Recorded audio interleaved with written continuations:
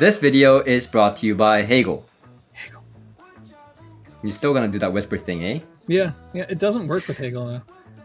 And I would like to do something more culturally appropriate, like a Viking yell, but you and I both know Hegel. They're the exact opposite of Viking, so yeah, I don't know. We're figuring it out. Yeah. Well, welcome back to the One Bit Podcast. I think this is something like our 8th episode. I lost count, honestly. But yeah, long trip from Expona. So One Bit was the podcast was paused for about a month now. So hopefully you guys are happy to see it come back. We had some interesting discussions, and today we're gonna be discussing modern versus vintage gear. Yeah. And I love this topic, by the way. Yeah. I mean, and to be transparent, this isn't the first time we filmed this. We did one other attempt. I got too enthusiastic. Yeah, Jay, for really literally long. Over an hour, almost nonstop. I'm sorry. I'll try to keep it under control this time. But when it comes to vintage gear, I get excited. What can I say? Yeah, and I do too. I was complicit in that as well. So yeah. So the first question that I think would be interesting to tackle is kind of a hot button, maybe a potentially hot topic issue, which is modern gear better than vintage gear? What's your take, Jay? Mm-hmm. So I think it has place for both, right? I don't think modern is necessarily better than vintage and vice versa. Okay. Vintage, I always think about vintage sound as this kind of like, we walk into a cafe, right? Like a vintage cafe kind of vibe. It's relaxing. It's not perfect. Definitely modern gear is cleaner, crisper, more details readily available, the nuance, right? The bass attacks, the attack and decay, like it's better, right? Performance wise, it measures better. Modern gear, a lot of the modern gear, for a lot less money, measures better. But what modern gear doesn't have, I think, is the vintage vibe, right? That sound. It's designed by ear. And this might be like, it wasn't always designed just by ear back then as well, but I do think that it's interesting that with the vintage gear, a lot of people have enjoyed that sound, right? So we forget that 80s, 90s, like a lot of people enjoyed this kind of vintage gear sound. And the studios, in fact, were using these type of vintage gear, and speakers themselves to produce music. I mean, love it or hate it. Michael Jackson's Billie, was it? Oh my God, help me here. Billie Jean. Billie Jean, thank you. Okay. Billie Jean, brain fart heavily there. Was using, they were using the JBL 4311s, if I'm not mistaken, right? So again, they were using imperfect speakers to master and record and all that kind of stuff, while consumers also enjoy that type of sound. So I me looking back to the vintage kind of gear that I owned and appreciated, I totally get it. So I don't think any modern gear is better than vintage gear or vice versa. I think it has its own taste. It's a different thing. It's like apples to oranges. Yeah, so you think they have their own place, basically.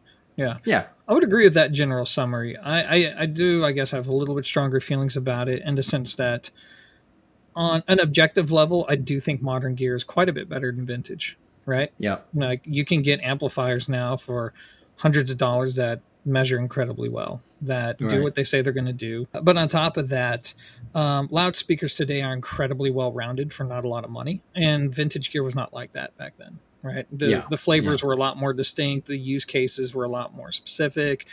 So I think modern gear now, you have access to more variety and objectively better performance than ever before. I think on the when it comes to the consistency of parts quality for affordable stuff is a little bit better nowadays than it was back in the day. Now, when it comes to the exotics, I think it's pretty much one for one. Nothing's really changed there.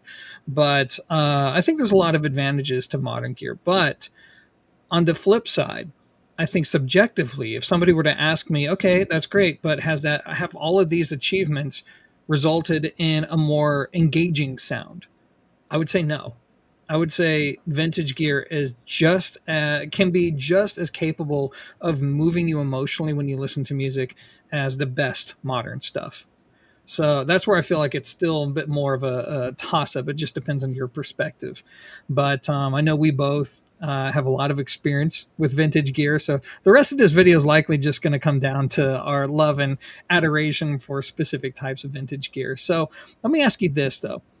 When it comes to digital, since CDs are making a comeback now, most people stream their music, which obviously streaming wasn't around back then, but digital's been around for many, many decades.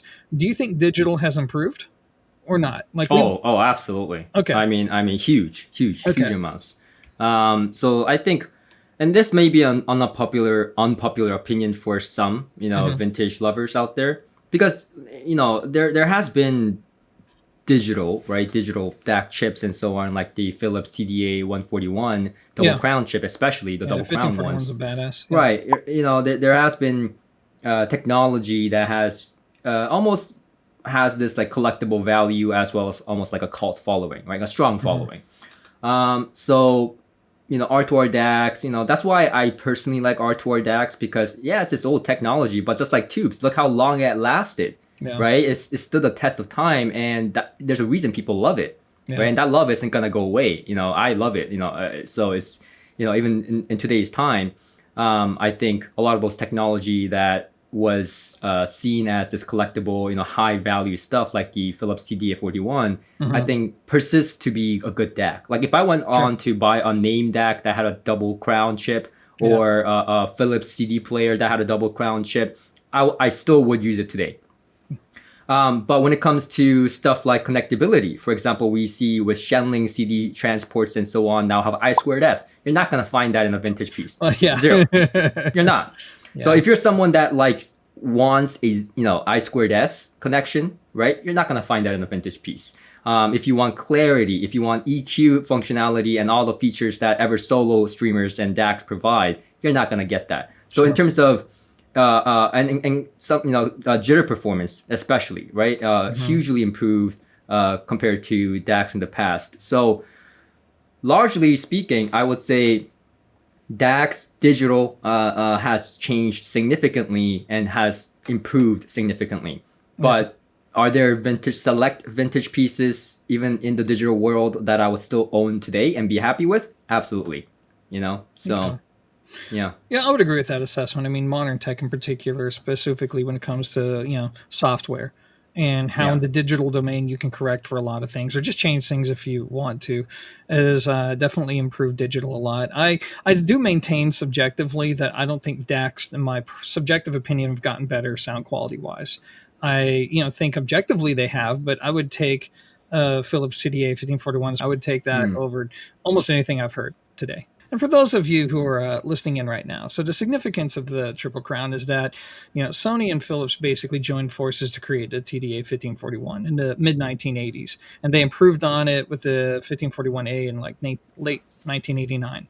But there was a point in which the engineers behind this chip were given the instruction to say, make the best one you absolutely can. No bars held. This is just purely a passion project. It's not even going to be mass produced, but the processor is only going to be for one thing, and that's converting digital to analog. It's not going to be for changing volume or any of that stuff. It has one purpose.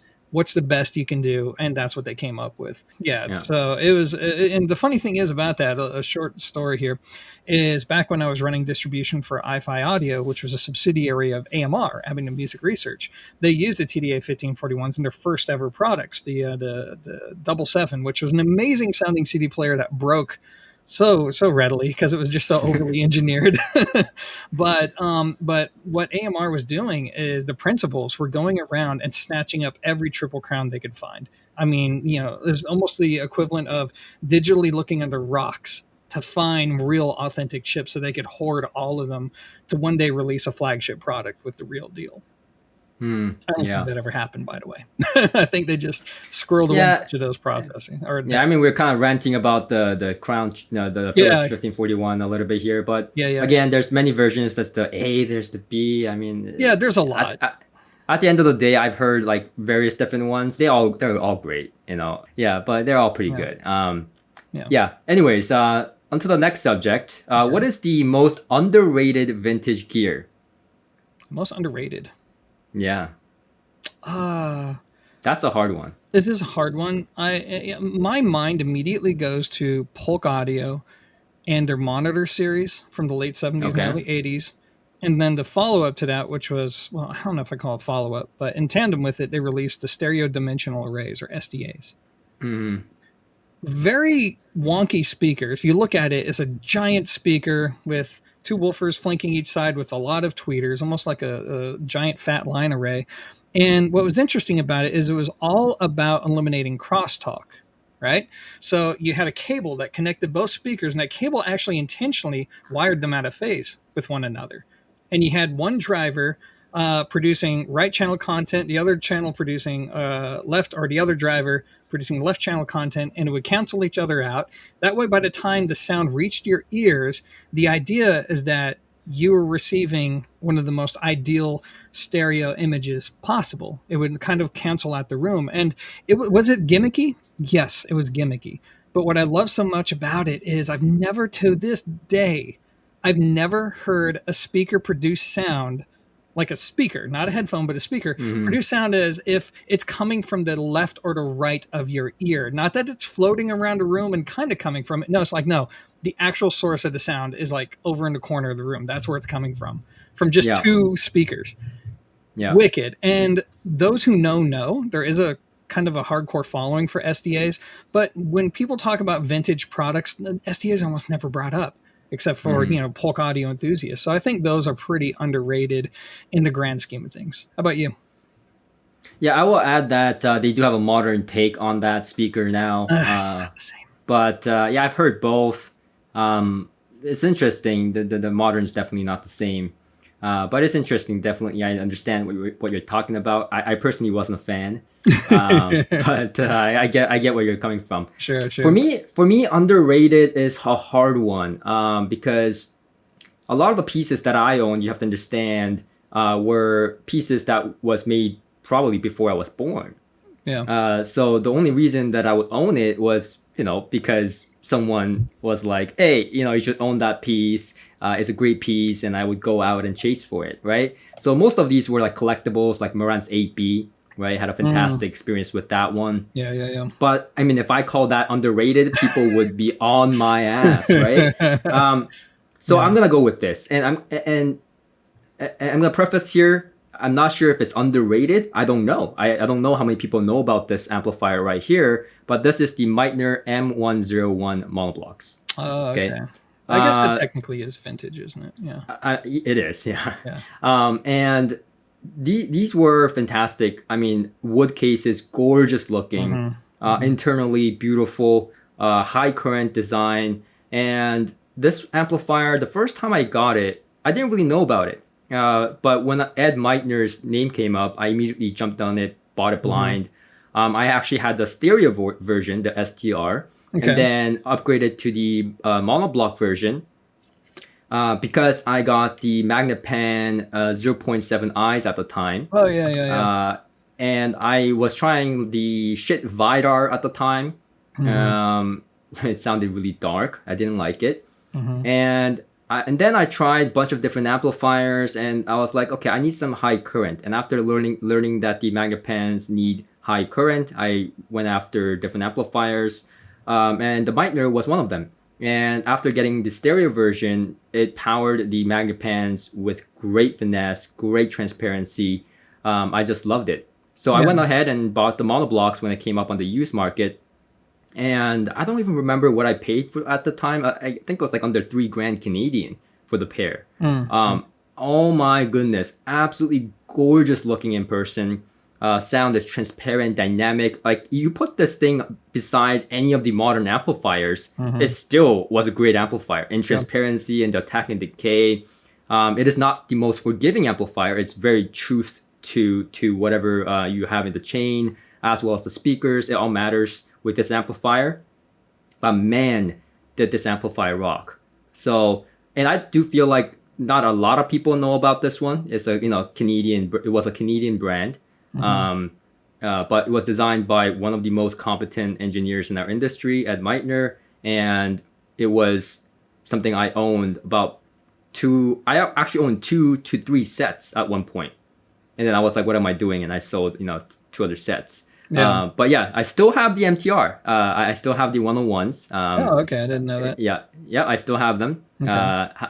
But yeah, those are, I think, underrated. I think those go hand in hand with a lot of different speakers. Very, very, very good. One of the best experiences that I had with vintage audio. But I think a lot of people may not know about it.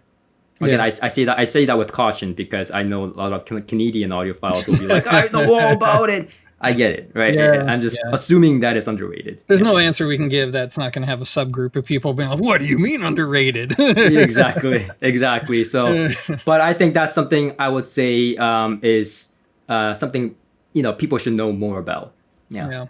So, what was the first vintage piece that you tried that you can remember? Oh gosh. Oh my gosh. That's a tough one. I think the very first vintage piece that I've tried was a Carry STI 70, something 3 letters 70 Okay. from Carry Audio. Okay. And I'm even reluctant to say that that was my first vintage piece because I don't quite recall that far. I mean, I went through a lot, so it's really hard to recall the first one I bought. But the Carry Audio one was very interesting. So first of all, when I got it, I loved it, and it was kind of embarrassing because I was loving it so much that I bought the red base tubes for it. I believe the 5671, something like that. Was very highly regarded. I bought from Tube Depot and plugged it in. I thought it sounded great. It made the sound even warmer and richer and even dark, right? And I thought that was normal. Later, I found out the tube was defective. Great. So I switched out the tube. I'm telling you, it was making good sound. And then I switched out the tube to the real deal. And holy crap, what the hell was I listening to all this time? I really wanted my time back, Yeah. Yeah, the amplifier was lush, but holographic. The changing out the defective tube just opened up the sound stage. It was the first time where I went, I think I'm a tube guy. I think this is what I like. Oh my God, tube amplifiers, right? Yeah. So I think that was one of the very first. I think a close second was the Golden Audio 300B tube amplifier. Okay. And that one, yeah, it was very, very maybe I should have included that on the underrated list, right? But I really bought that one because it was cheap. It was inexpensive. In the used market, it was going for about 800 Canadian to 1,000 Canadian. And at the time, I had sold my magnet pants because I was more into horns and into tannoys and stuff like that. Yeah. So I had a tannoy 10-inch red drivers, right, the red backing, with the carry, and someone was like, "You gotta try a 300B," and I was like, "Oh God, I gotta try a 300B." So I went out. And then I got the Golden Tube Audio one because it was inexpensive. And unfortunately, the transformers just went on that one. Yeah. Within the first 2 listening sessions, the transformer went. And I went to the official Macintosh dealer who I had in contact with because I worked at the store. And I asked him if he can look into what was wrong with it and fix it. And so he looked into it and he told me it was the transformers. And man, the guy does magic. He switched to the transformers to some high quality ones. I believe it was Hammond or something like that. And it was alive again. And oh my God, that's when I was like, I get it. I understand. I fully understand that sweet sound of the 300B, that beautiful, sparkly, airy, spacious sound of a 300B that is different from the carry that I was using. I believe the carry was using 6550 tubes or KT88, something like that. So that's when I realized that different tube amplifiers, bring a different sound to the table in my system. So I think those two were one of my first experiences with vintage gear. How about you? Okay. Yeah, for me, it was a Carver amplifier. So when I got into the hobby in about the early to mid 2000s, we didn't have that many options back then in terms of going to dealers and actually auditioning things, at least in my area. And then on top of that, most of the affordable-ish gear wasn't really known for being great. So I was like, Mm-hmm. okay, well, I want to get separates, but buying brand new separates is going to cost me a lot of money. What are my other options? And I was told that Carver. So I ended up buying a M200 or whatever it's called. It was an amplifier that was literally built the year I was born. Got one in good condition, listened to it, got a matching preamp with the sonic holography, whatever thing that they had going on back then. And it was okay. It was okay. But Yeah. to be honest with you, I actually preferred what is now considered vintage, my Harman Kardon stereo receiver. I thought that, okay, my receiver doesn't sound as strong and as powerful, but I think tonally it's better than the vintage Carver gear, which kind of sounded a little kind of harsh, a little strident to my ears. But it did, kind of set me on this path of trying out different products. So, for example, my first tube amplifier was a Dynakit ST35, which was made all the way back in the 1960s, early 60s, I Mm-hmm. believe. And mine was an OG. Nothing was modified or changed. It was like the OG, still the original tubes, in fact. And that thing was amazing, amazingly good, for the data points that I had at the time. But it kind of set upon this new appreciation for vintage gear, specifically to ST35, which led me down a route, as I'm sure you've been down, of trying different, like the famous receivers, the Marantz, Pioneer Technics, and Sansui receivers, and, admiring the casework, and the Yeah. knobs and how just hefty and whatnot, and the clunk of the switches. And then you go back, especially back then, to the cheap plasticky receivers of yesteryear and even today. It's just like, oh God, why? Yeah. Why did we The fall so knobs, far? bro. The knobs on those receivers are Oh just my a gosh. pleasure, you And know? the lighting God. too, like, the Yeah. lighting of the FM bands and all that, AM, Oh FM. Oh yeah. my God, the I blues and was the like greens. hugely into like Oh, FM, like I was hugely into radio. yeah, yeah, I had like those like, signal extensions that I yeah. like I don't know what the heck I was doing. I did the same thing actually. Yeah. Yeah, it was really fun. I mean, I forgot the company name. It starts with an A. That made some really good tube, you Mhm. know, uh, uh, receivers for radio. Really interesting. I know I had a one time I had a Fisher 400B, I think is what it was called. Yeah, The receiver yeah, that was a tube receiver. yeah, That yeah, when was that made? I think that was like early 1960s as well or yeah. something. I've had that unit like two times. Yeah, yeah. Yeah, Fun sounding yeah. piece, man. So, and it just, like I said, kind of allowed me to go down that rabbit hole of trying out different products and really just appreciating where things come from. And this kind of segues into, I think, another interesting question, which is when it comes to vintage products that are still being made to this day, or they Hmm. can trace their direct heritage to something that came out a long time ago, like a Macintosh 275 or a Klipschorn. And if you've experienced the older versions of the product, do you think that it's gotten appreciably better over time? I think it goes back to that kind of um, talk with modern versus vintage, which is Hmm. better Yeah. because it from what I understand, in a perfect world, right? Hmm. Ideally, they keep all the advantages and then all the magic of the vintage piece, right? Yeah. And that sonic character, Yeah. and basically clean it up a little bit, right? Yeah. With better components, better performance. Yeah. But that's not what happens in the perfect. We don't live in a perfect world. Hmm. So usually, what I sense is that a lot of the modern take on, like, let's say the MC275, Yeah. is like way cleaner. It is. It's way more neutral. So you're not gonna Mhm. get that mid-centric sound. You're Yeah. not gonna get that Macintosh, Big fat tube rich, sound. Yeah. big fat tube sound Yeah. with, no, I don't think that. So I would say, and that was my main complaint with something like the MC275 is that Hmm. it's too different, compared to the vintage ones. Yeah. So for me, I mean, they still have a place. I mean, if you want that hint of Macintosh sound but cleaner, better performance with that Macintosh look, absolutely. And that goes the same for a lot of the heritage series of many different brands. I don't think they hit the nail on the dot with Hmm. bringing back vintage with a modern take. I think it's more or less a modern product in the body of a vintage chassis, right? Okay.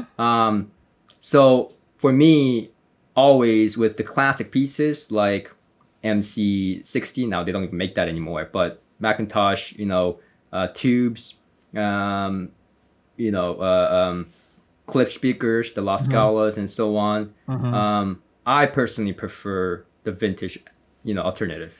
I kind of have a different take on it with Klipsch.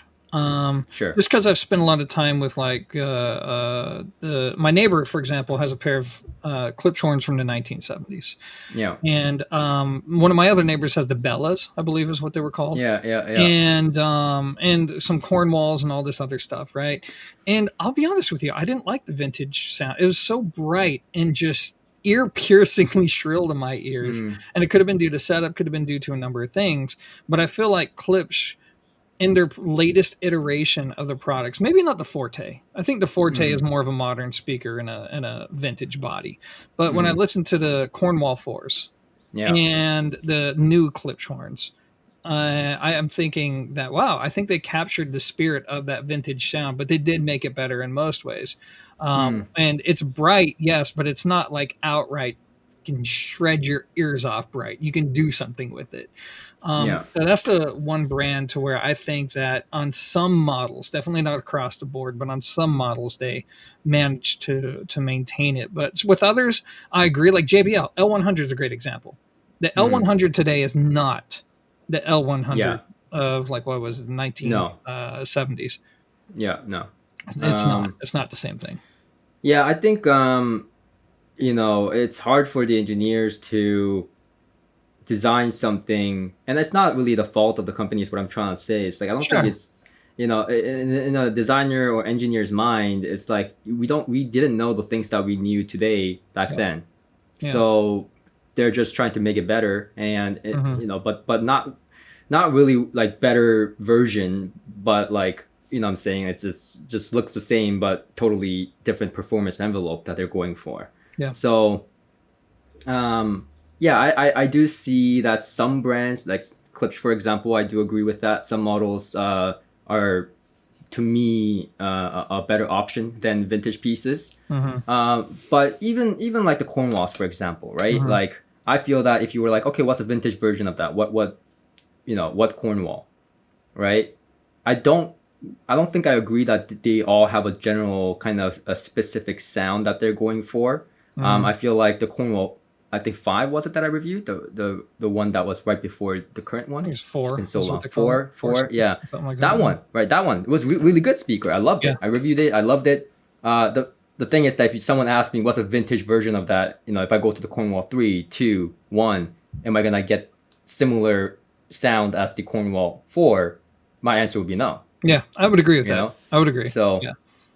they did a good speaker Hmm. that has a general Klipsch sound, which I think it has one of the best Klipsch sound on that speaker. To be quite frank, Oh, dude, they uh, did it. They nailed it with that one. yeah, In they my nailed opinion. it on that one. Yeah. But I think that if you were to ask me, okay, if that's a Klipsch sound, if I buy any other Klipsch speaker, which is the most similar to it? Is it the Cornwall 4, 3, 2, 1? I'll be like, no, I Yeah. don't think so. So that's kind of what my point was. Yeah. Yeah. Yeah. Yeah. I get it. I mean, Yeah.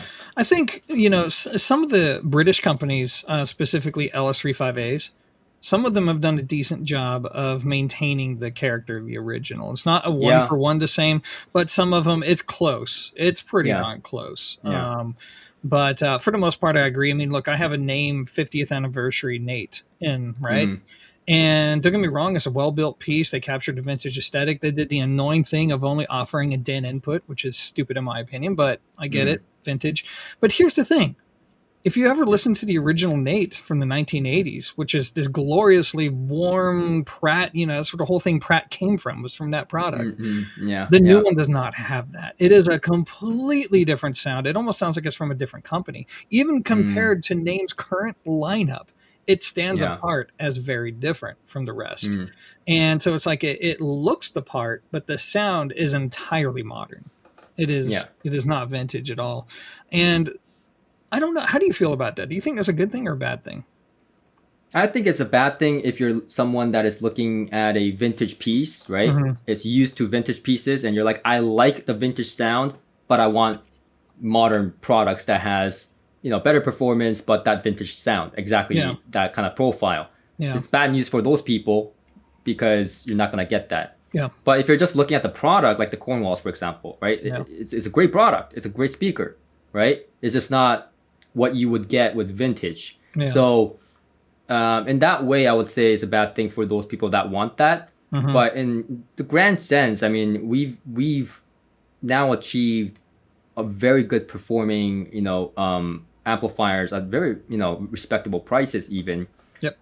So in a grand sense, I think, I'm always for companies that don't do textbook things. I think we have a lot of companies that do, textbook things like grip measurements, this and that. But the downside of that is that we're not in studios, right? Mm-hmm. This has never been about studios. It's also home use, yep. right? So having different taste and different, ways of doing things, different, tone and different presentation of the sound, the house sound we used to call it, right? Yeah. Now the house sound for vintage era, they're drastically different. Like that's kind of a side tangent, but yeah, there's such a drastically different. Yeah, that's why there were people that loved the hell out of Sansui, right? That loved that battled with people that loved Marantz, for example, right? Yeah. So they were like, Marantz guys will be like, Sansui guys are deaf, and Sansui guys will be like, Marantz guys are deaf, right? So we had a strong following based on house sound and preference. Yeah.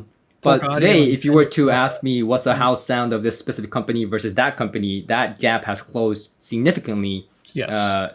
Compared to the vintage era. The vintage era, it would be like everything's different. It's so much to compare, right? It's a bass, mid-range, soundstage, the presentation. But these days, it's like, it's mostly neutral. This one has a little bit more warmth. This one has a little bit less. It's a variation of a similar theme, whereas back then it was very much like when you got a paradigm speaker, and then you got what is it, a KEF speaker, or even NHT. It's like the differences are pretty dramatic between the two, or between the three. That's particularly why I really didn't like how the tube amplifier was going a few years ago. If you remember, I was like bitching to you about it in our personal chat a lot. Mm-hmm. When I reviewed, it was around the time I reviewed the Wilsington R8. And why I appreciated amplifiers like that, I was like, man, like some amplifiers, a lot of the amplifiers at the time, to be honest, tube amplifiers, are like, they all sound modern. They sound like solid states, right? And they're all kind of becoming homogenous in how they sound, and not in the direction I like tube amplifiers for. So that's why I made statements many times in my videos in that time frame. I made statements like, I buy tube amplifiers for the tube sound, for that tube amplifier sound, that warm and lusciousness, not for solid state performance. If I want solid state performance, I'll go buy a solid state amplifier. Has more power, doesn't get as heated, unless you buy class lower A. running costs by far. So exactly. So I think with tube amplifiers, I think today we see a lot of amplifiers that's still a little bit too clinical, I want to be a solid state tube amplifiers.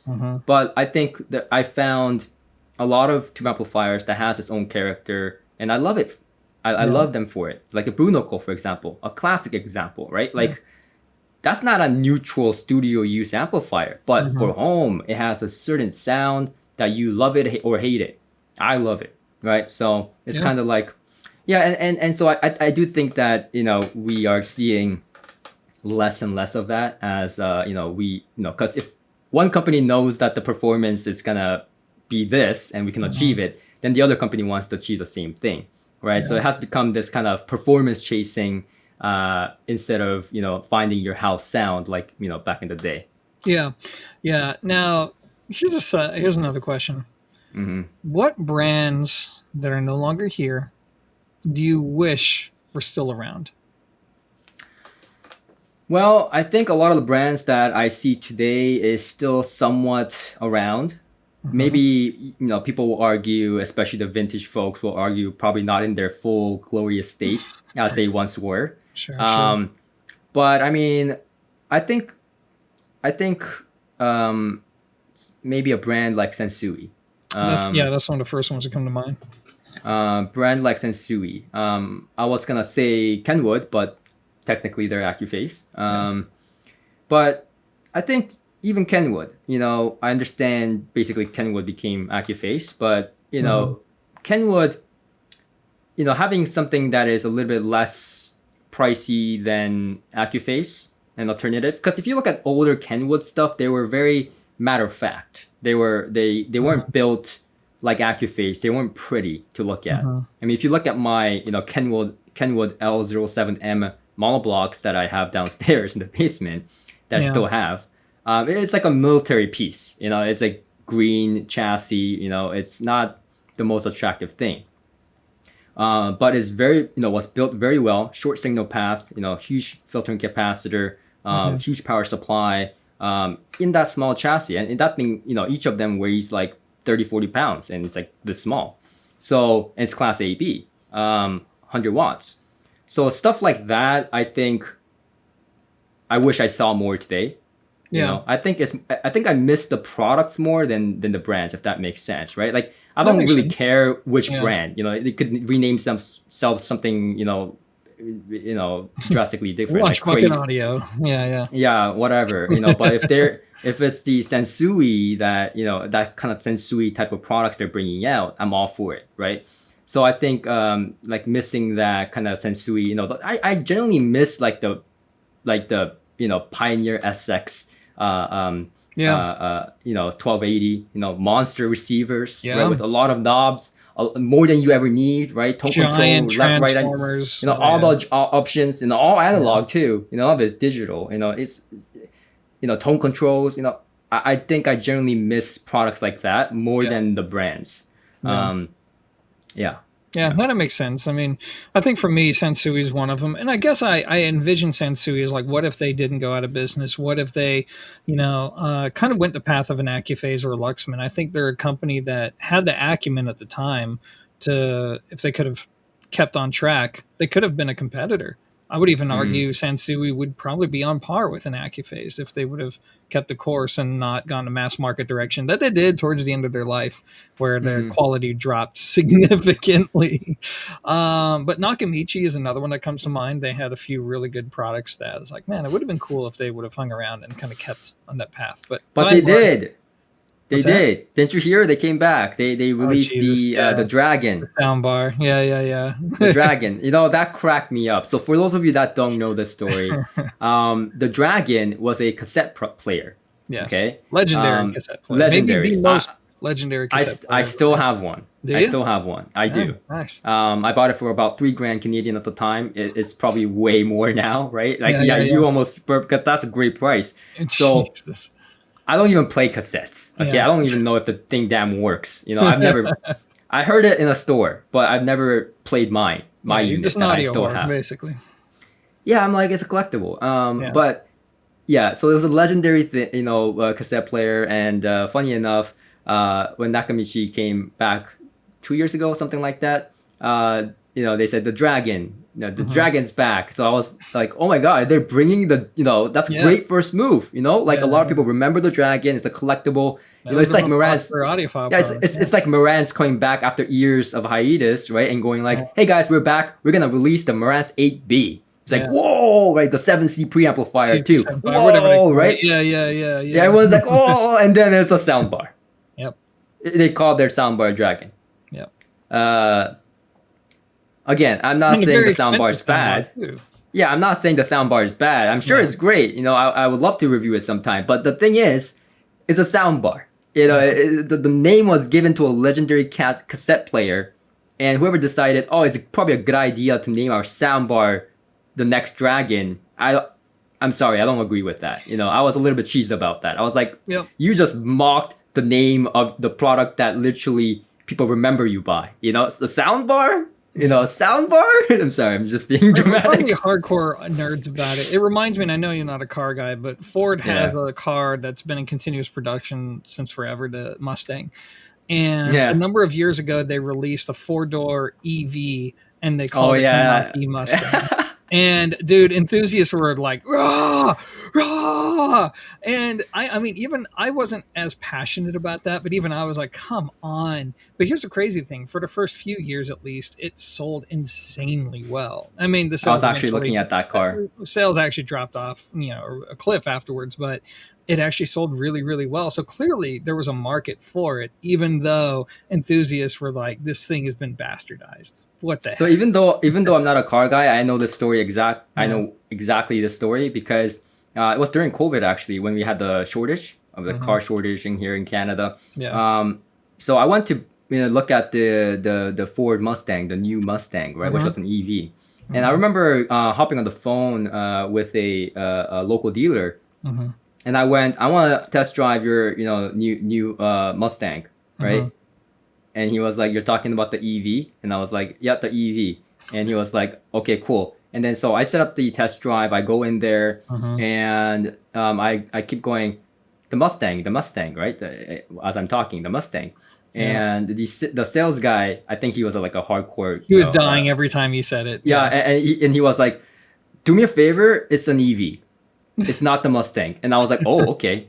Relax, and I'm here to buy a car from you, dude. Like, relax, you know." But and then I was like, "Shut your trash mouth and give me your money." and I was genuinely confused by that because I'm not a car guy, right? So I went up and searched up on Google, and talked to Sean, and I was like, "Oh, okay, he's just a car nut."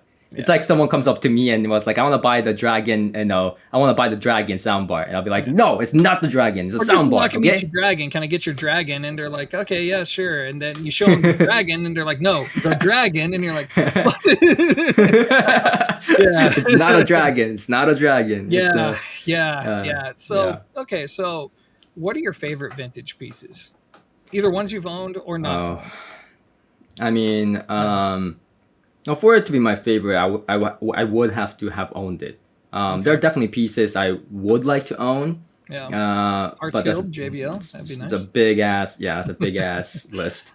But I think the most memorable one, and I think a lot of people that have watched my channel for a while know this, is the JBL L300.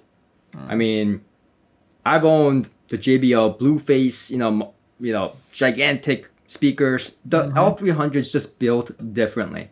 Okay, they're built with thicker panels. The cabinet is extremely rigid. And it was actually made for home use, unlike the other ones that was made for studios. So that one has a beautiful glass top as well, and it's just a beautiful, beautiful piece.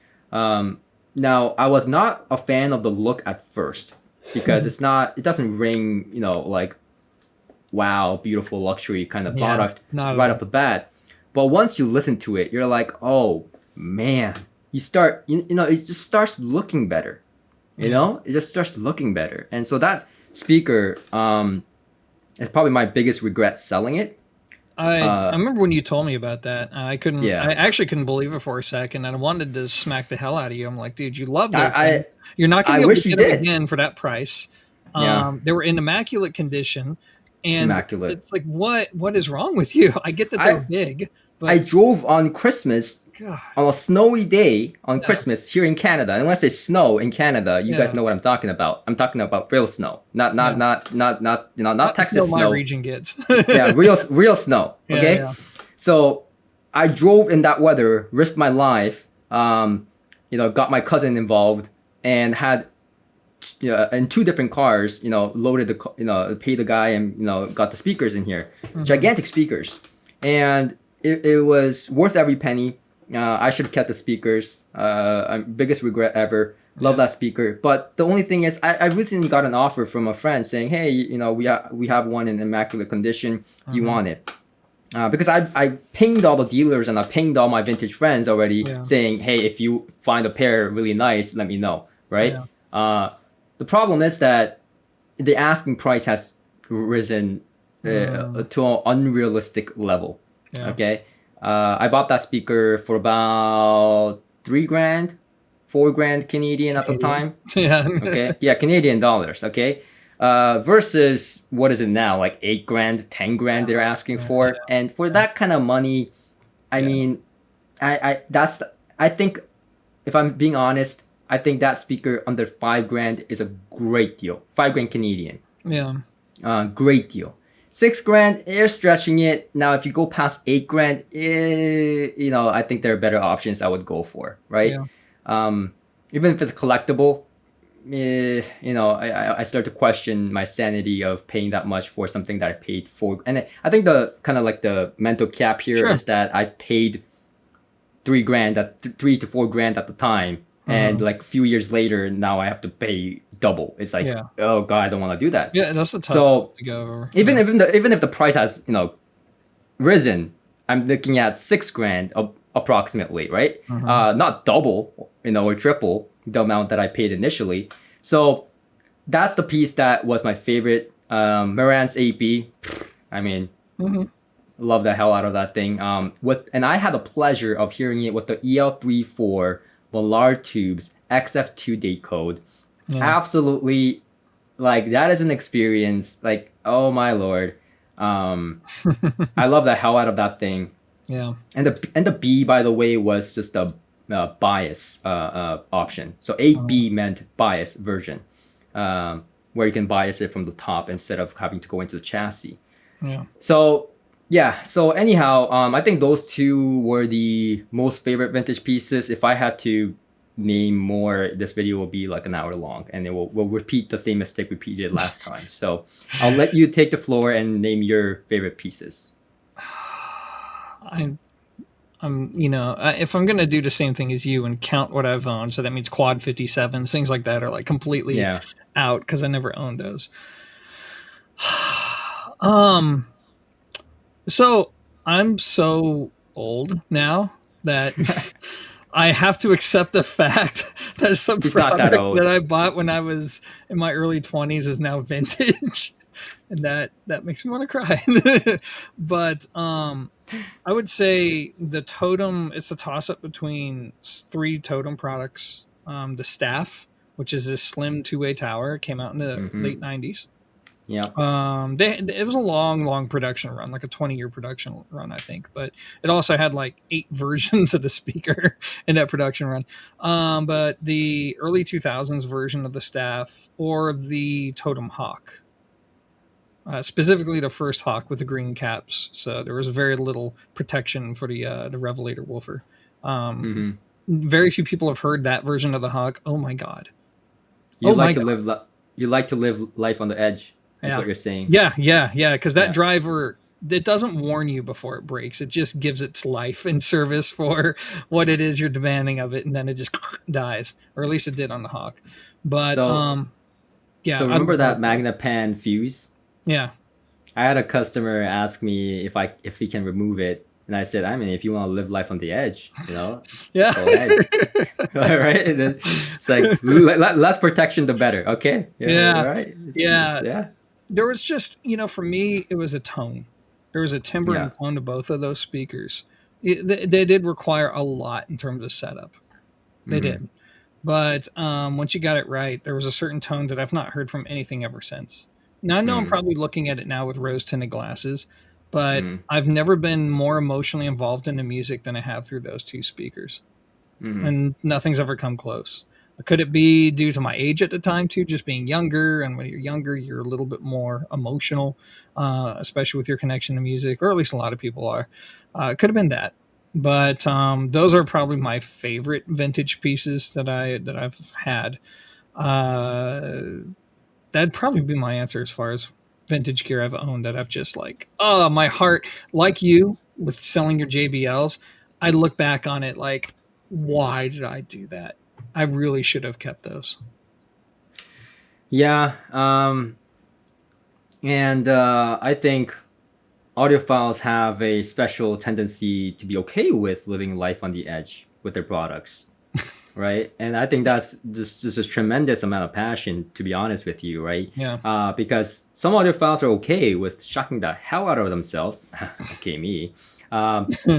Trying cables with real air dielectric. And what that means, when I say real air dielectric, I means that it can short inside if you bend it the wrong way. And if you plug it in and you go, that's what happens. So some audiophiles use cables like that. Try to pull Cobra.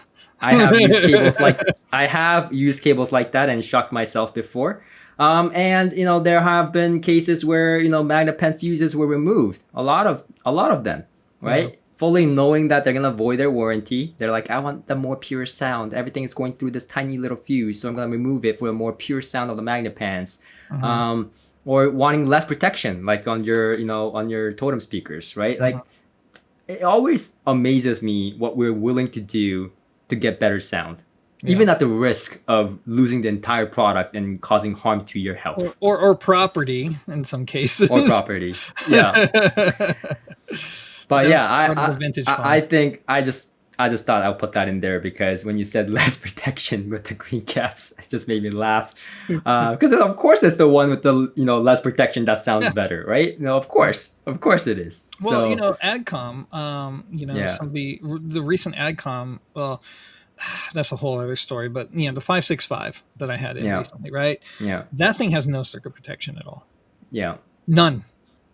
I mean, some audiophiles remove the circuit protection in existing amplifiers, and yeah, I mean, it's crazy, or it's maybe a simple crowbar circuit or something like that does next to nothing for you. It's crazy, but to be fair, I do think there's something to it because that sound is really special. Like there's something to it and it's hard to articulate it into words, but it's like, this is not normal, but in a good way. Like it's doing something. I'm sure that you're getting that, better sound. Like even when you remove the magnet pen fuse and stuff, right? I'm not doubting the result of it. I'm just amazed by, because most of the time, someone told me, okay, you can overclock your GPU on your computer, but you have a 20% chance of burning down the entire computer. I probably won't do it. I don't care how much performance gain I get. I will just stick with the not overclocking the GPU. But audiophiles are like, you get maybe 20% increase in sound quality. Absolutely. But you risk before you can even explain. But you risk the warranty. Oh, he already removed it. I'm putting this whole thing in a Syro chamber. Like it never ceases to amaze me how far us audiophiles will go for just improvement in sound, right? That's just a side ramble, but I think I'm not mocking anyone. I'm literally one of those people. So like I just find it interesting. It's all I wanted to really say there. Yeah. But I think this concludes our exposition about vintage gear, and with a little bit of how it compares to modern gear thrown on in. Yeah. And who we should have brought onto this podcast? Skylabs.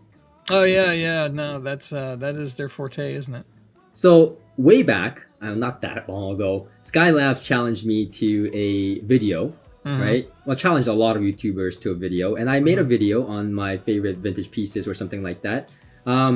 So Skylabs, if you're watching this, or if any of his viewers are watching this, send him this video. If he wants to be on the podcast to talk about vintage stuff again, I would love to have him here. I think he's a really cool dude. Like I actually watch his videos. It's a very down-to-earth guy, it seems like. So we'd love to have you on the podcast. So let me know.